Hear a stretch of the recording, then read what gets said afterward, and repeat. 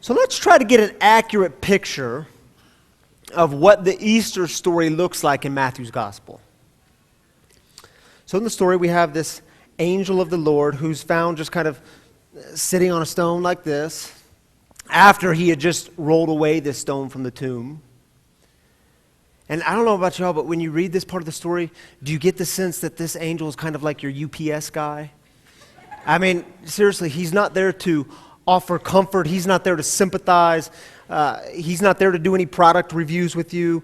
Just boom, here you go. Don't be afraid. I know you're looking for Jesus, the one who was crucified, but he's already gone. He's already raised up and gone just like he said he would.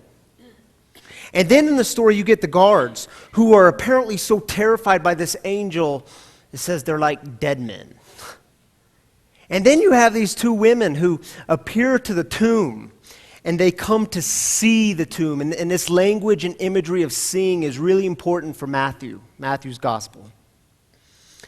But they encounter the angel, a.k.a. the UPS guy, and they're filled with all kinds of fear and excitement. Nah, there's nothing weird about this story, is there? Totally normal. And in fact, some of you are sitting here today thinking, yeah, exactly. It's a weird story. I can't exactly put my faith into that one. And by the way, when it comes to dead people raising up and then walking around, I just can't intellectually go there. And we could push it further. Some of you are here today because your girlfriend said, honey, it's Easter. We're going to church.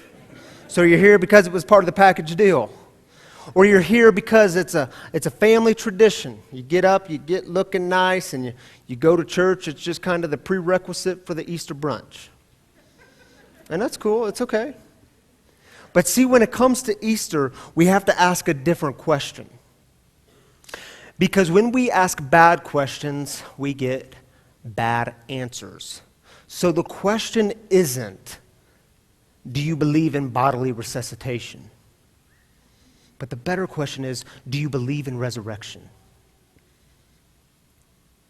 A few years ago, I met Dennis. And man, his story has just stuck with me. It was Good Friday, and we were downtown in Civic Center Park, serving lunches and serving communion. And I was at the communion table. And Dennis was next in line, and so I tore off a piece of bread, and I held it up to him. And I said, this is a reminder of how much God loves you. And he did one of these. He said, whoa, I can't do that. I sin too much.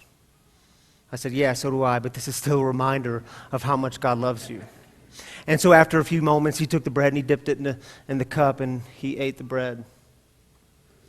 And then Dennis and I started to talk for about the next 20 minutes. And he started to share with me his story. That back in 2007, his mom's house burnt to the ground.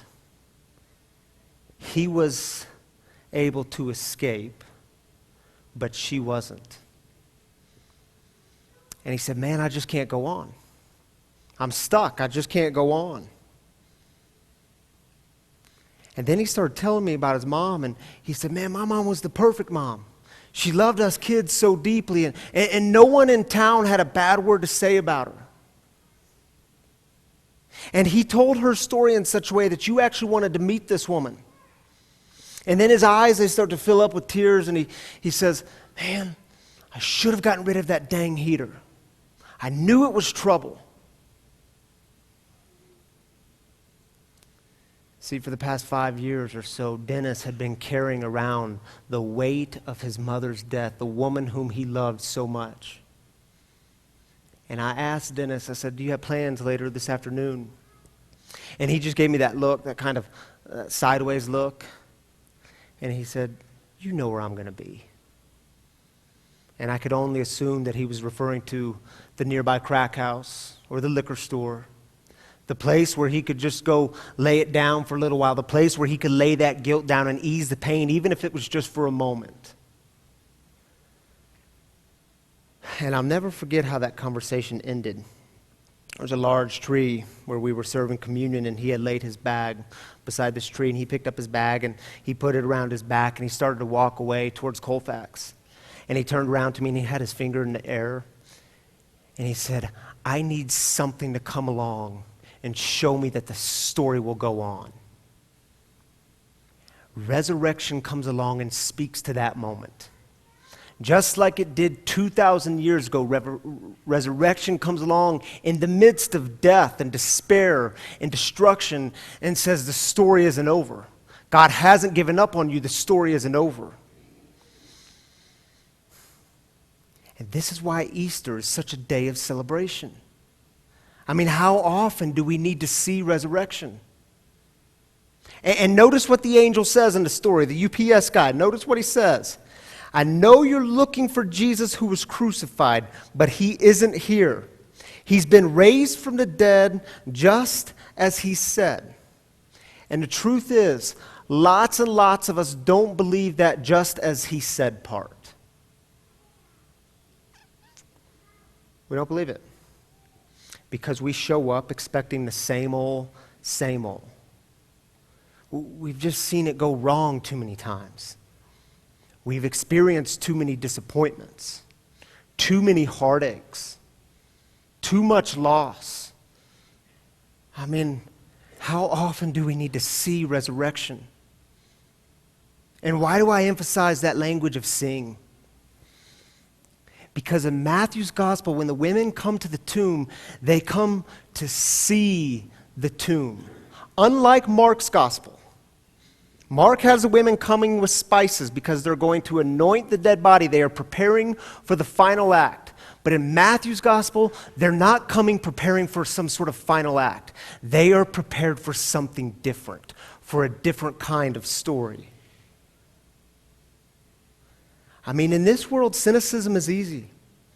It is easy to look at the world and see it as a cold, hard, dead place. And even when things in your life are going well and you just kind of wait for the next shoe to drop, that's cynicism. And even when you experience the light, but then you are convinced that darkness is just around the corner, that's cynicism. And when you are convinced that death and despair and darkness and destruction, that these things are the things that have the final word, that's cynicism. But see, resurrection comes along and always says something different. Resurrection says, God hasn't given up on the world. The story isn't over.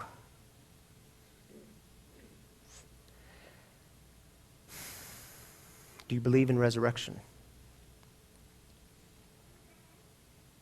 And let's be honest, when it comes to the things of new life, of course, there's always a bit of fear involved. I mean, is this true of your experience? It is mine. There's always a bit of fear involved because you don't know what it looks like. It's the new thing. I mean, you just don't know what that's going to look like. But just like the women in the story experienced, there's also a great deal of joy because you are at a threshold. You are about to step into something new. Where are you seeing stories of resurrection?